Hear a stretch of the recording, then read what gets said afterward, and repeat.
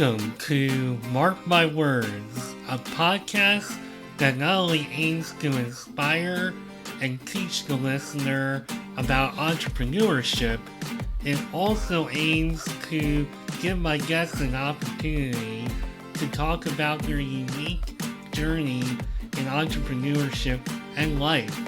So join me and my guests as we meet at the crossroads on Mark My Words.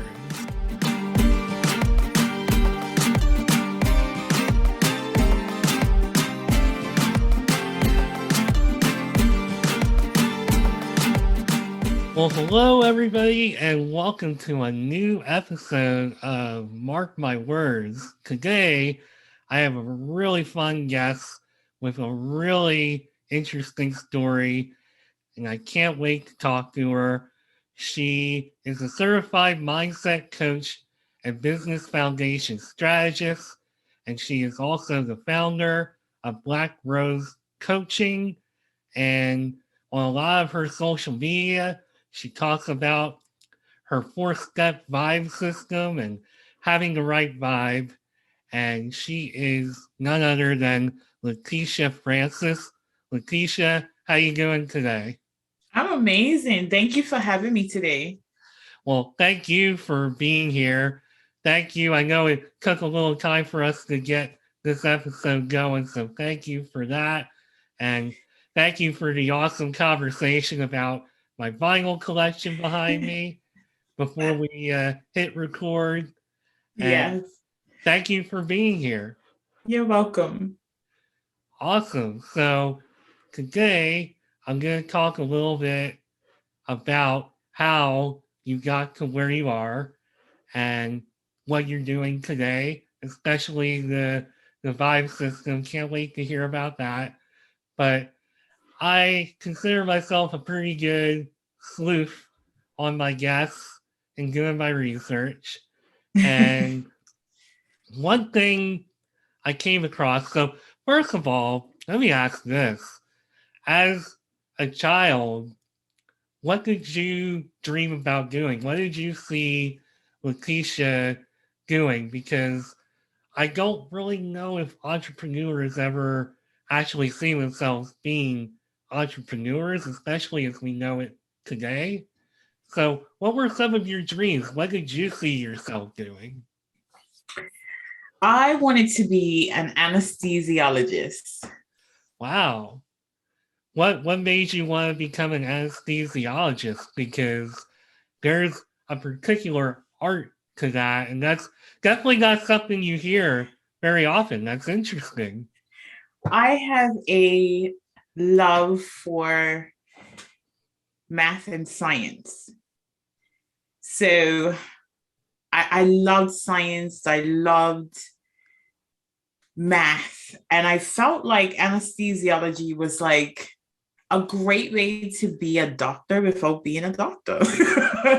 If you know what I mean. Like, I wanted to be in medical. So my first step was anesthesiologist. It sounded amazing. I can help. Like, I would always be needed, you know? And then there was psychiatry at one point in time had crossed my mind as well. So I wanted to be in the medical field initially. That's awesome. And I mean, I had a lot of surgeries growing up, so I know what that kind of feels like to be on the table and getting the anesthesia and to, I know how that feels. It's actually a really great feeling until you wake up and you have to recover. This is true. I mean, I don't know, and you certainly don't have to get into a lot of detail, but I don't know if you like had an experience where like, wow, that was an amazing experience getting anesthesia. I didn't have any major surgeries until I had my babies. So, um, no, I had one surgery that I don't remember. So I can't say that that's the reason for it. But the psychiatry, I spent a lot of my youth in therapy and psychiatry care. I had a rough childhood. So I wanted to be able to be a person for someone and truly understand them. I used to go to psychiatric meetings almost every week and walk out of there feeling unheard. So when I considered psychiatry, it was more so to be a better representation that I actually had. And that totally makes sense. I mean, and I know for me, growing up the way I did, having, like being born with cleft lip and palate, and just having some of the issues I had with, like, just bridging the gap with people I went to school with and whatnot.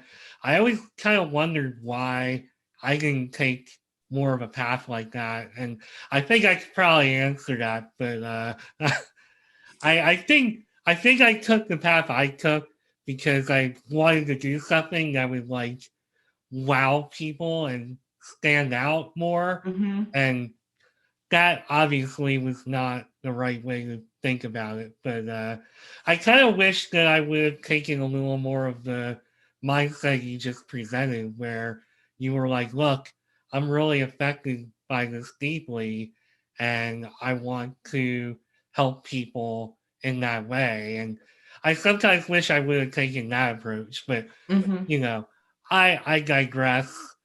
So that was something you wanted to do, and then did you follow through on that at all? Did you decide to go another way for some reason?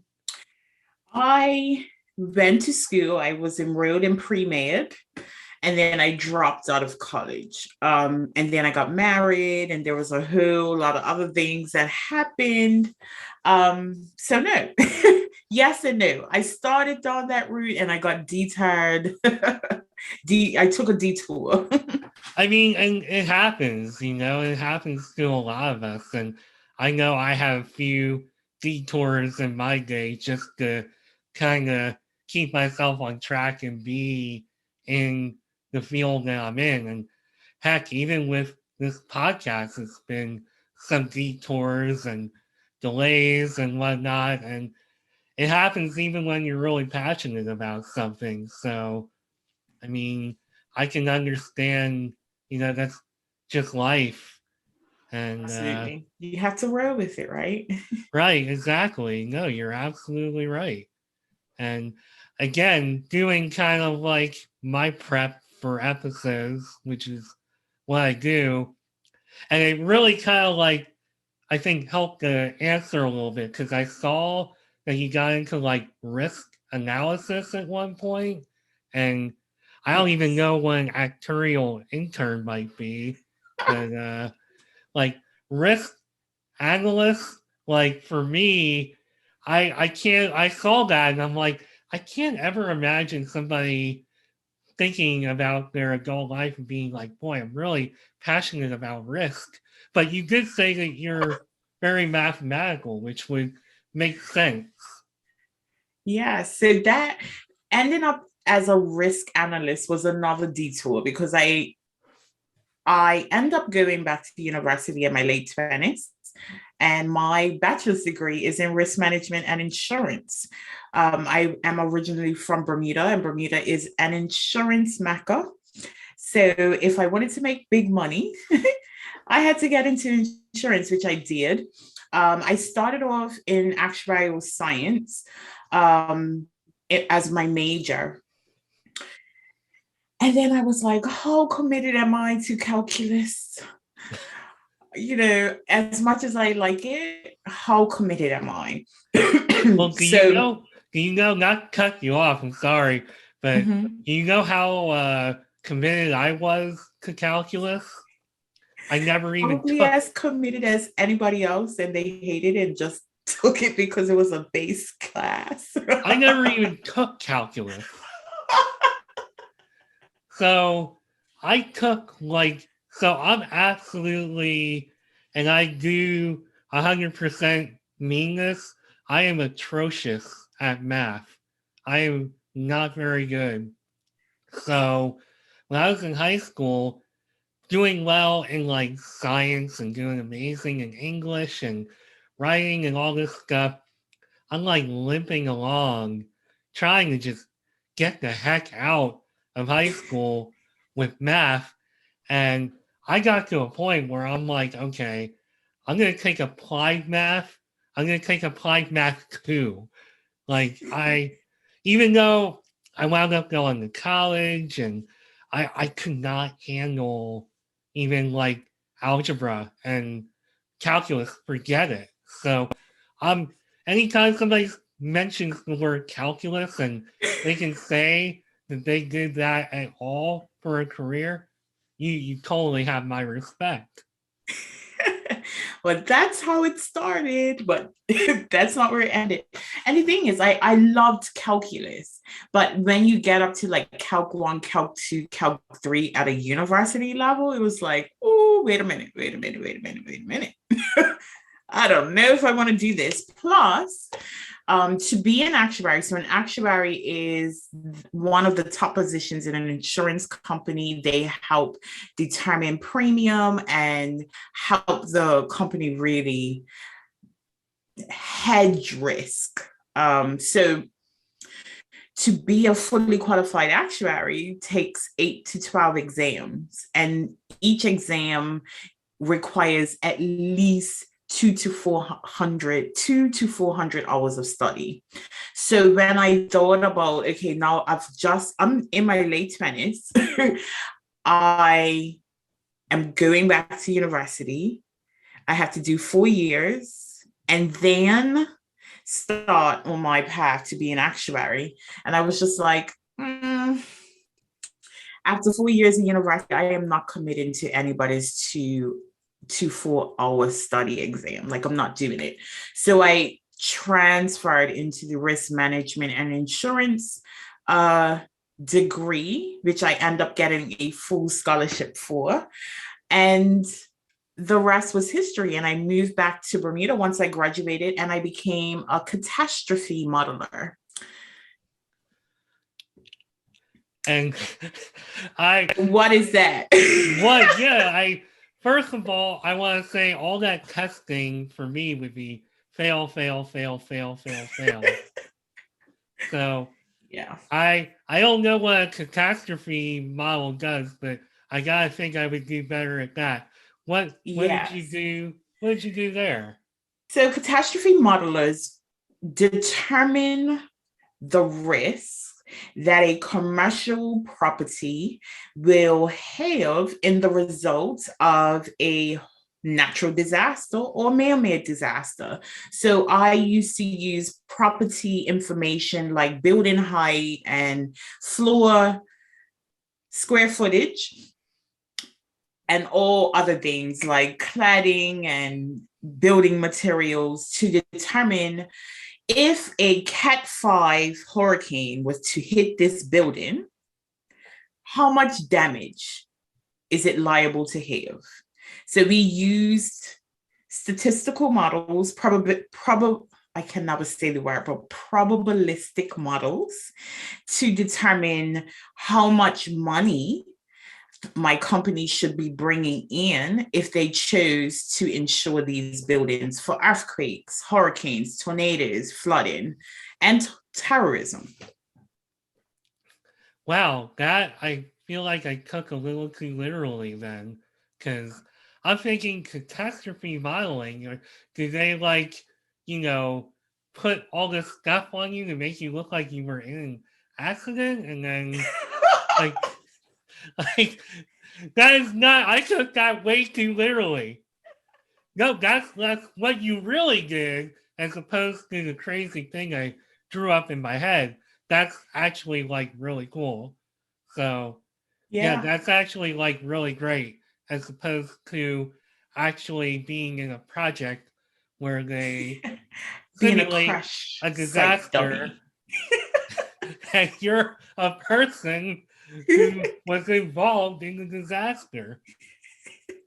That's pretty it was a really interesting thought. job. I spent most of my time chasing hurricanes around the Atlantic Ocean, but it was really interesting. That's pretty neat, actually. So, you wound up doing that for a while, a long while actually. And 14 then, years. yeah, and then you found yourself kind of in a fork in the road, switching gears and becoming an entrepreneur. How did that come along? I can't even talk. How did that come along? So in I'm saying 19 in 2013, I moved to England to further my career, and I had two jobs that I didn't really. Changing culture was a big thing for me. I am a very assertive, kind of in your face personality. Moving to England where people are rather passive aggressive, I didn't really sit well in this culture. And my first two jobs, my worst two jobs ever. And then I took a job as the catastrophe data manager of a top 10 Lloyd's of London syndicate. And for those who don't know, Lloyd's of London is the oldest insurance institution in the world. Lloyd's created insurance in a coffee shop in London. So for me, this was the pinnacle of my career. I'm a manager. My job was very unique. They wanted someone to come in and develop an outsourcing team that would help them to become quite innovative. And the company that I worked for in Bermuda was probably one of the most innovative companies in the market at that time. So the information that I bought out of Bermuda hadn't really been seen in the Lloyd's market, where a company was actually processing the data from start to finish. They were actually, a lot of companies were outsourcing to model outsourcers. So a lot of the models that we use had in-house people to do the processes as well. So when I came into the company, they wanted to bring the outsourcing back in. They wanted me to develop a process for them, as well as help develop the tools that will be needed. So that's what I did. I came in, I developed the team, I built the tools that we used. I hired the team, trained the team, and then managed the team. And by the end of my 5 years at that company, I was running a multinational team, getting ready to set up the third team. So I end up building two teams for this company. But the problem was, if I'm honest, and I said it earlier, I am a fish out of water in England. Not only am I foreign with a very strong pride of where I come from, and I'm very rooted in my values and my culture. As a foreign Black woman in a white male dominated industry, it became a problem for me because the underlying racism wasn't so underlying after a while. There is only so much that you can push aside before it starts becoming really bothersome to you. And I was in a role that, if I was a white man, and I'm just being honest, if I was a white man, I would have won awards for the things that I did for this company. I carved the way for them to create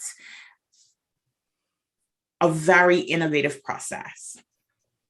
But halfway through my time there, my manager changed. And my new manager was not very, he was a micromanager, number one. He wanted to make all of the decisions. And after 2.5 years of making decisions and knowing that the decisions that I was making was moving the company further, it became a little disheartening to me to be in a position and not being able to make decisions, or any of the decisions that I made were undermined by my manager or my co-workers. it was a very flat department. But as flat as it was, I was still second on the organization, on the second chart of the organizational chart. And I wasn't being paid for that. I also was, like I said, being undermined by all areas. One of the team that I was running at the end was an Indian team. And if you are familiar with the Indian culture, they don't take too well to women telling them what to do. So I had to go in and be firm, but it wasn't respected. I was called threatening. I was called scary. My manager used to go into meetings and give a disclaimer about me. Oh, yeah, she's a bit rough around the edges, she's a bit harsh. And I was in a meeting once and I had someone ask me, how dare I tell him what to do? And after a while, with my, like I said, my pride and my strong stature, like I'm not ashamed to say that I'm a strong Black woman. I've had to work very hard to get to where I am. I got tired of it. I got tired of playing the game. And if they were willing to continue to use me, like I think the impetus for me was returning back to work after maternity leave and warning my boss for months that we are heading towards a disaster. And he ignored me, dismissed me. And then when the disaster happened, I was the one left cleaning it up. And then he wanted to start another team. And I was just like, no, I'm not doing this. I'm not doing this again. And I remember being in a meeting one day with the outsourcing company and my manager. And it was a meeting that we had the week before. And in the meeting, we weren't saying anything different. So I said, I feel like this is a waste of time. We're not moving forward. Last week, my manager told you that this is what is required and it's not done. When is it going to be done? And the outsourcing manager who used to call me threatening and scary got really rude with me on the call. So one thing I'm not going to do is take disrespect from anybody. I don't care who you are. I don't care who I'm working for. You will not disrespect me. And I let him know that. And then the call went quiet. I got off the call and my manager called me and told me that I was the reason for the tensions on that call. After I had been disrespected, belittled, shouted at, when I stepped up, I was the problem. So, you know what? I don't need to be here. I don't. I had started my coaching business as a side hustle the year before because I wanted an exit plan. Did I think it would happen so quickly? No. But I think I just made a decision that, you know what? I've made this company a lot of money. I have changed their systems with the information, the intellectual property that I bought to this company. I'll do something on my own. And that's what I've done. For the last year, I have been out on my own full time, working with women, helping them also create a solid foundation to their businesses so that they too can leave the toxic work environment. It was very toxic for me. I spent months having to nurse myself back to normal health because I was constantly in burnout state. I was constantly stressed out. My mental health was really at an all-time low. And I made a decision. You know what? I don't care if this has been a narrative. You get a good education, you get a good job, you work really hard to climb this ladder. And guess what? I stressed myself out for a ladder that was never created for me. So I'm over here. created my own. Wow, what a powerful story. And I have a couple thoughts, and hopefully I can remember them all. That was a really great long story that you told. And I think the first thing I want to say, and as somebody who I was born with cleft lip and palate, and I have spent my whole life, even though, white male here talking to you, I have spent my whole life just always kind of feeling a little bit on the outside of things. Like I always just kind of went to the beat of my own drum because I just always kind of had a little bit of a hard time fitting into things and just was. I've spent a lot of my life like alone and kind of out a little bit.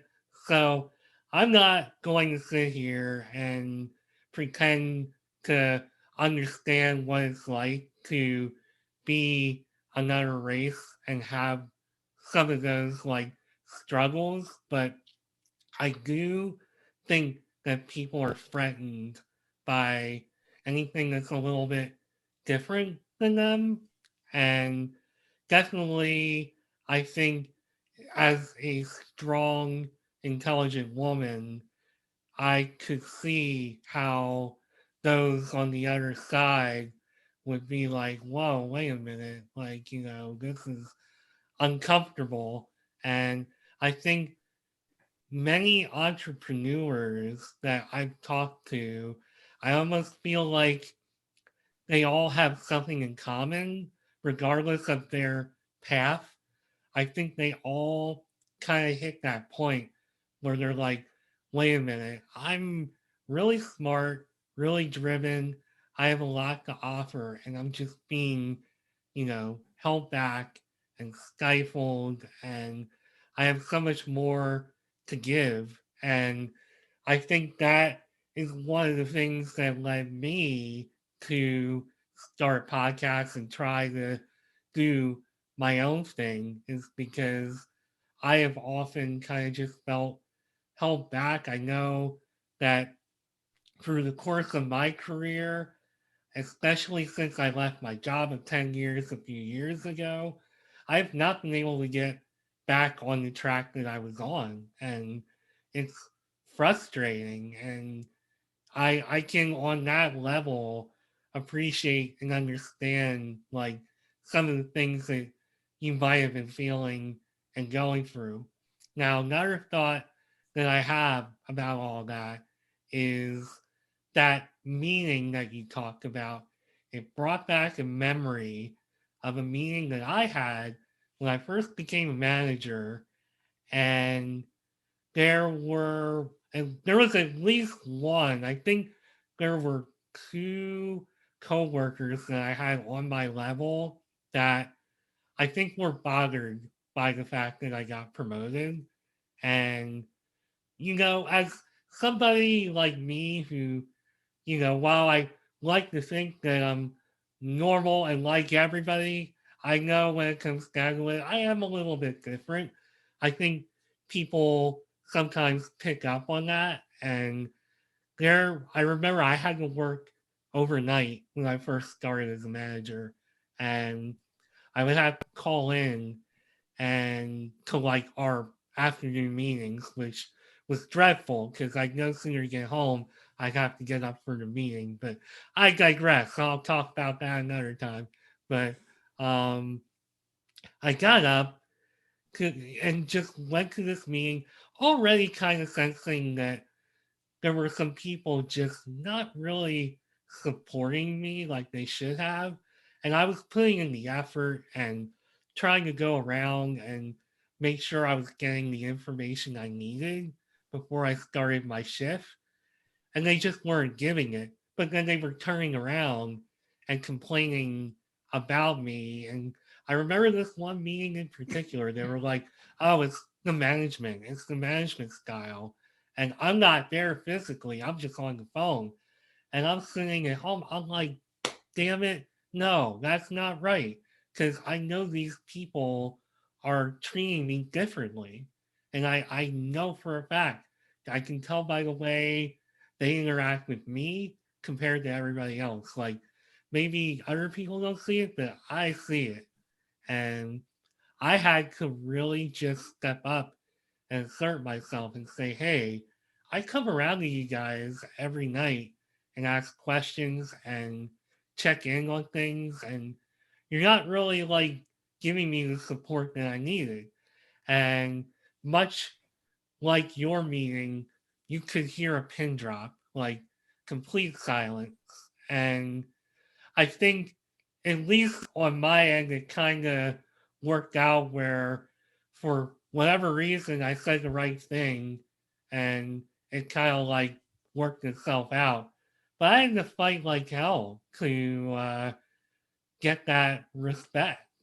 So when you were telling that story, I was like, boy, that brings back memories, like bad memories. So I don't know if you have anything to say about everything I just said, but again, I don't want to act like I know what it's like to be, you know, somebody of another race or anything like that. But I think on certain levels, it's almost like I'm very empathetic and I kind of like get it. I feel, and feel Mhm. free to tell me if you think I don't get it. I'm always open. But I mean, it's definitely a different scenario, but at the end of the day, going through a process where you have to teach people how to treat you is frustrating. yeah, So I relate to you on that level. yeah, So fair enough. Well, putting some of that aside, you did something awesome. You started your own company and you're standing on your own 2 feet. Tell me a bit about the idea and why you decided to go in that direction. well, I started my business as a life coach. I mentioned to you I had a rough teen years and 20s, early 20s, and actually working with a life coach changed my life. So while I was sitting there, like, what can I do? Because yeah, I'm making great money here, but it's more than that for me. I want to make an impact, similar to wanting to be a psychiatrist, right? Like I want to make an impact. And I was reminded about how much my life changed working with a coach. So I started my business very quickly. It was an idea, and 2 months later, I had clients. So I used the information that I had from my previous role, starting a team, building a team, business development, really, and utilize that in my business. And I was able to make money from day one. What I was finding, though, a lot of the women that were coming to me for life coaching were coming to me to overcome their fears and their hesitations about starting businesses. So, one thing that I know about business, you have to listen to your audience. If you want to be successful, you have to listen to your audience. For instance, Coke started, they didn't have Diet Coke, right? It was Coke.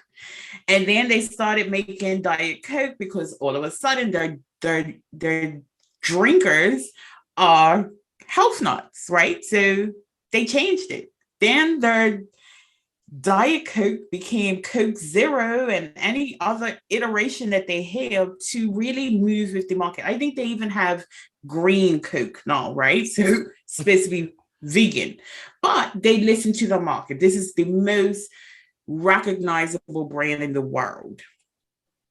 I listened to my market and I shifted once I left my job to start really focusing on helping women work on the mindset issues that come up in the beginning of starting a business. So we encounter, imposter syndrome. We encounter a lot of fear. A lot of people are stuck because they're scared that someone's going to judge them. They're scared that someone is going to reject them. So I've created a program that deals with the mindset issues that stops 82% of people from being successful in business and marrying that with really solid strategy from the very beginning.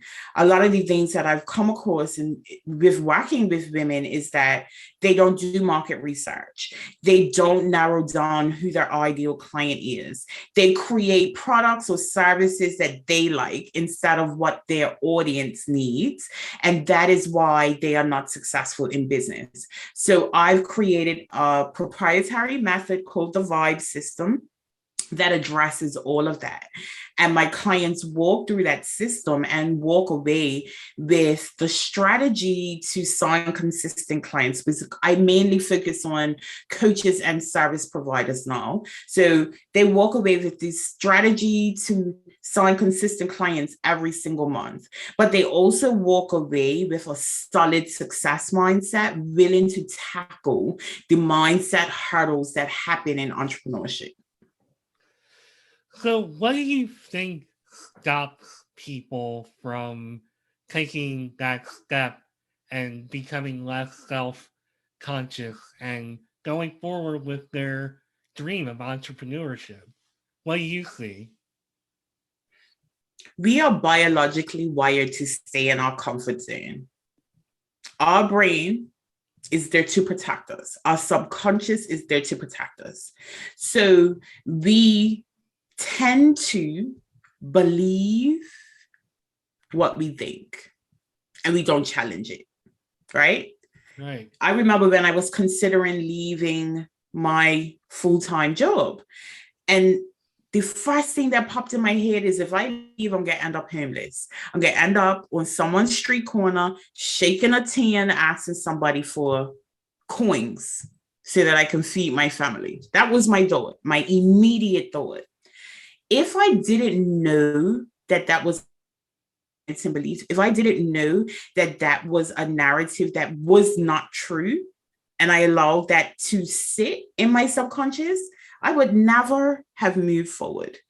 So, why people get stuck, why people are unable to get past those thoughts of rejection and those thoughts of failure is because we are biologically wired to stay safe, quote unquote, right?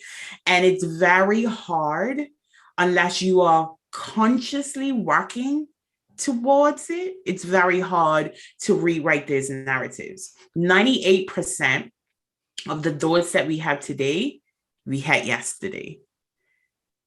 So if we are not actively trying to change those thoughts, our status quo will always remain the same. And on some level, I can really relate to that because I feel very ambitious in this project.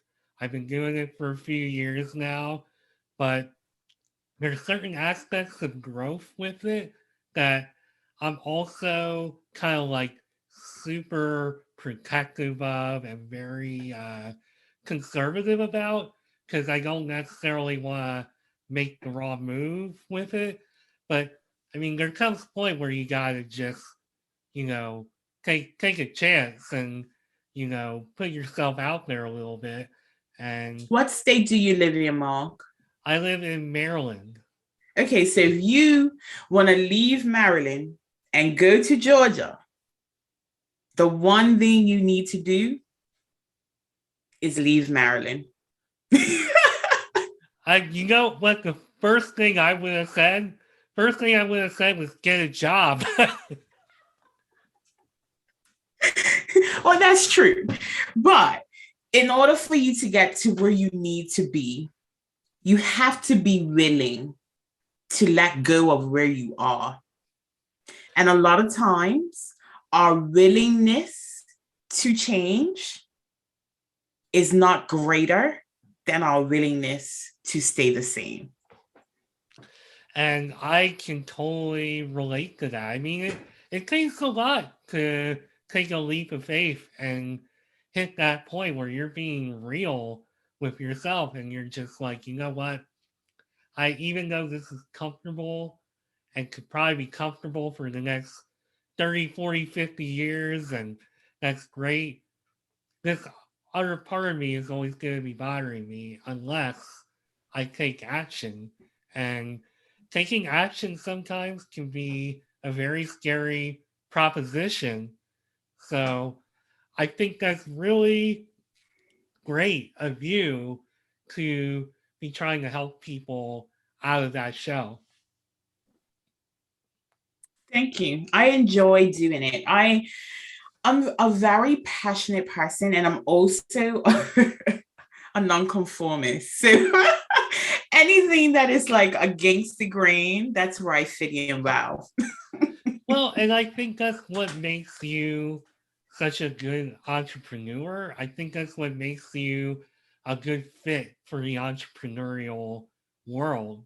And I know for me, as I've gotten to know people like you and have gotten to understand myself more through doing this show, it's kind of made me realize that that's probably a niche that I belong in, and it's something that I feel like I actually, as somebody who has rarely felt like they belonged anywhere, it's like I think that's why I've gravitated towards it and why I decided to do this show as this theme because I feel a connection. I feel like I fit in to that.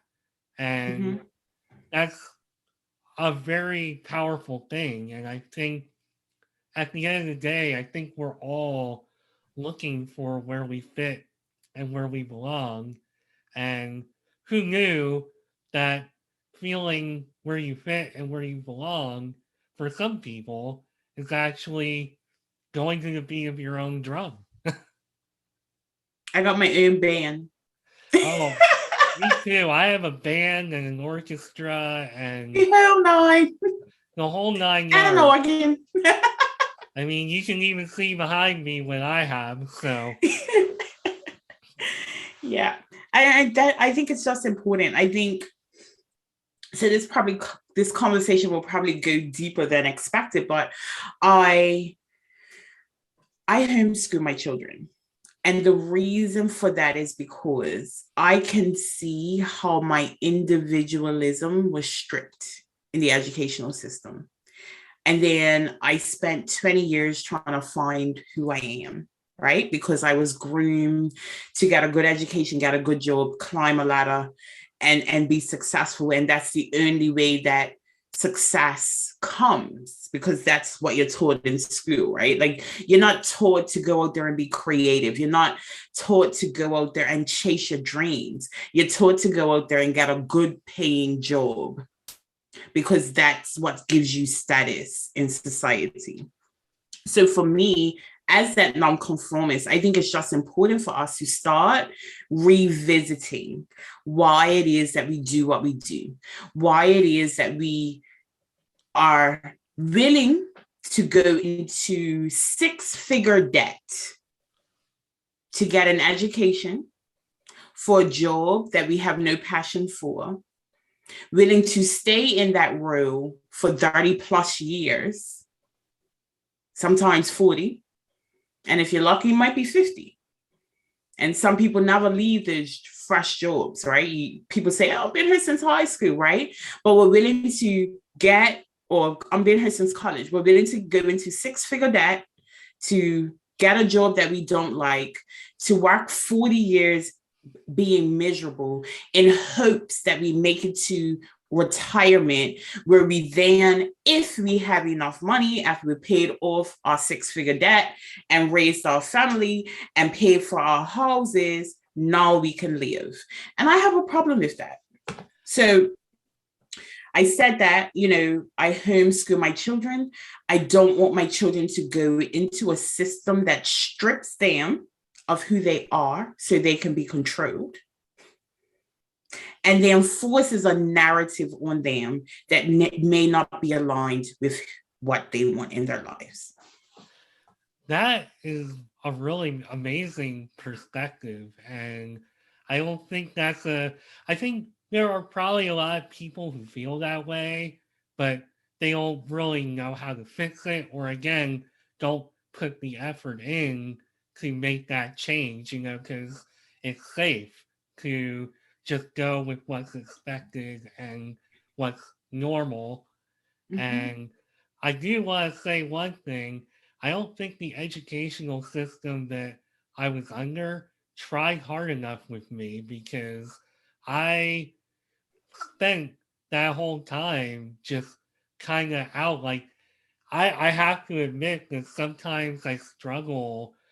Teachers get a lot of praise for what they do, and I'm sure it's a heck of a hard job. I probably, much like what we talked about earlier, I can't and shouldn't really put my feet in the shoes of an educator, but I will say that I had some negative experiences, just teachers not really just counting me out and not really giving me the benefit and not really seeing my intelligence. And I'm not saying I'm the most intelligent guy in the entire world, but I definitely was not given the credit and not always given quite the kind of attention and time that I probably needed.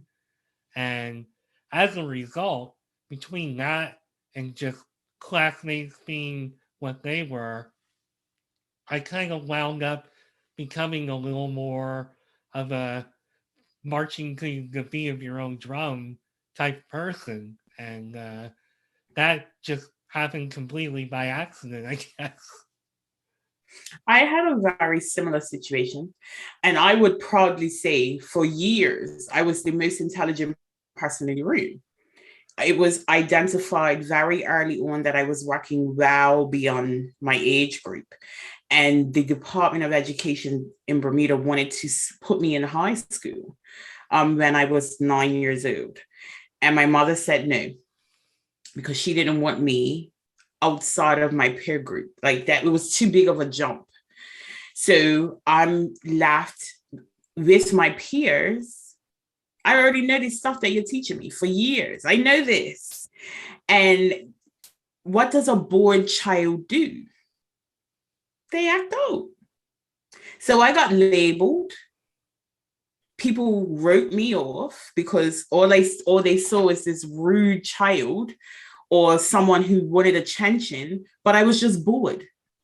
So even that experience created a narrative for me that I'm having to rewrite in my business, because I learned not to show my intelligence. I learned not to show that I was the smartest person in the room. I learned to do just enough to get by. And that became my story for 20 years. And it was because of my experience in the educational system. So I am a big fan of education, don't get me wrong, because I do believe that knowledge is power. However, that system is broken. It was created in the industrial era, and we're not living there anymore. So Yeah. again, another topic for another day, but I'm just about challenging the social constructions and the social norms, because I think it's important. We shouldn't continue to do things just because. I totally agree with everything you said there. Just to kind of make it a little bit short, I do wish that I would have been a little more like you and had actually challenged things. I was too good when I was growing up. I kind of just took a lot of punches as I was growing up and going through all that. And I kind of wish I wouldn't have, but I mean, you know, live and learn. I mean, you can't really change the past. But one thing that we can talk about, a completely unrelated segue, I want to talk a little bit before we run out of time about vibe. You talk about vibe a lot in your uh, coaching. Explain what vibe means to you. So vibe is stands for, in my business, visualization, identifying, building, and embodying. So I walked my clients through these 4 steps, visualizing where they want to be in their business in 5 years, what that looks like for them, right? Because a lot of times when we start business, we are doing all the things and none of the things tie in together, which creates overwhelm and frustration and failure for a lot of people. So getting really grounded in the direction that you're taking your business, the direction you're taking your life as a result of the benefits you reap from your business allows you to start taking aligned, intentional action. Then we identify what your zone of genius is, who you best serve, and what problem your skills are primed to solve. And from that point on, it's about building a personal brand that establishes you as an authority so that you can start attracting your ideal clients to you, so that you can start selling this amazing solution to the problem that they have. And then lastly, it's about embodying success today. The reason why a lot of us feel unsuccessful is because we are focused on where we are today and not where we're going.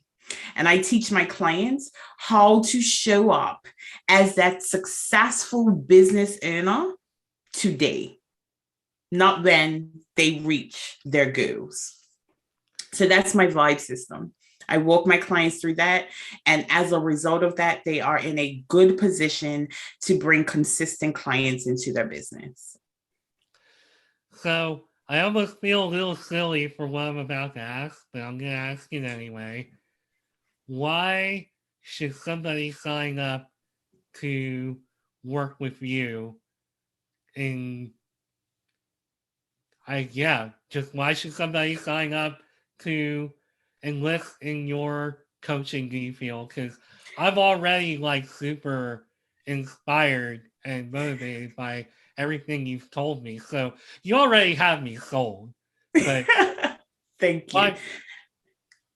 I created my vibe system as a result of hard, fast failure.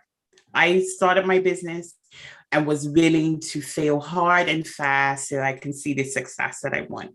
So my programs and working with me is about helping you navigate the minefield that is entrepreneurship without getting your limbs blown off.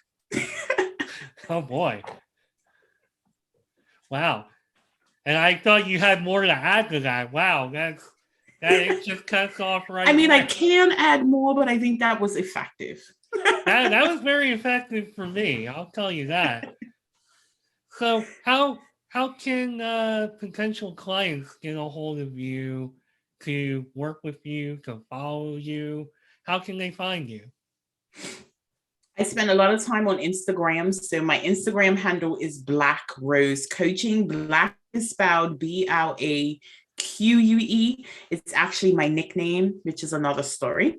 But Black Rose Coaching, also blackrosecoaching.com. I'm on TikTok at Black Rose Coaching.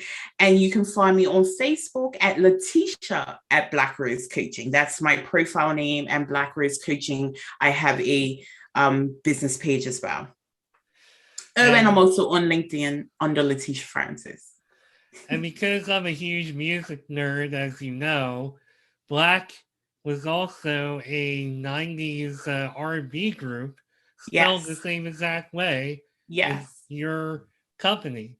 So that is something that has been jumping around in my mind the whole time. So Yes. Yes. In Bermuda, everyone has nicknames. So my nickname has been Black my entire life. So it was fitting.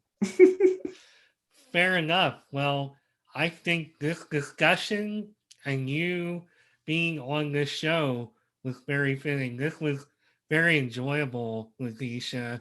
Thank you so much for your time and for taking, time out of your day and for just all the adjustments with trying to get to this point. And this was fantastic and inspiring. So thanks Thank you again for for having me, and being I'm glad that it was inspiring.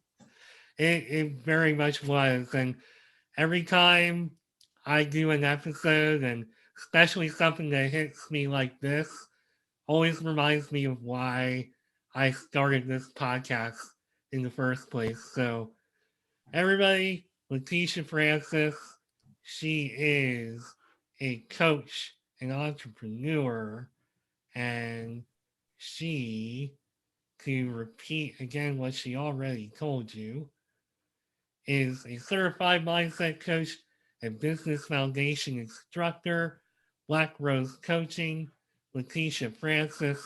She's fantastic. Follow her. Her Instagram page is also gorgeous. It's a great little Instagram page. I should probably follow it if I'm not already. Thank So you. I I was taking a look before we did the episode. I'm like, man, I only wish that my Instagram page looked that nice. So Simple is easy. It's pink, gray, and black and white. Nice and yeah, simple. it's very symmetrical in its theme. So really, really nice Instagram page. And you know, the proof is right here in this episode on how great you are and how inspiring you are. And before we sign off, you can always find me on LinkedIn. Come follow. I'm always posting about careers and entrepreneurship, and you may even catch a video of me this year flying my drone around, which is one of my new hobbies. And I'm on Instagram at Mark My Words 6. Also, I'm always welcoming people to my regular page, Nimrod79. And yeah, you can find me all over social media. Obviously, Mark My Words is anywhere you can listen to or find podcasts. So that is our show for today. Leticia, again, thank you for being on Mark My Words. I'm Mark Schmidt, and I'll be back soon with a new episode. Thanks, and bye for now.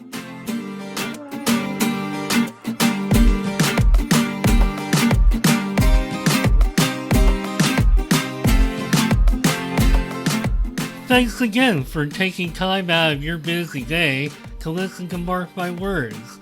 If you would like to connect with me beyond the show, you can find me on LinkedIn at Mark Schmidt, where I will be talking about entrepreneurship, careers, and anything else that is on my mind.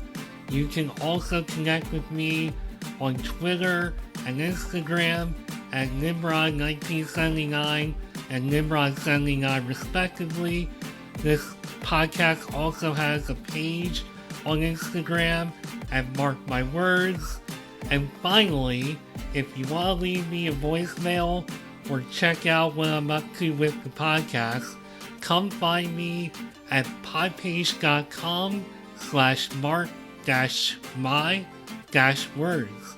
Thanks again for listening, and I'll be back with a new episode soon. Bye for now.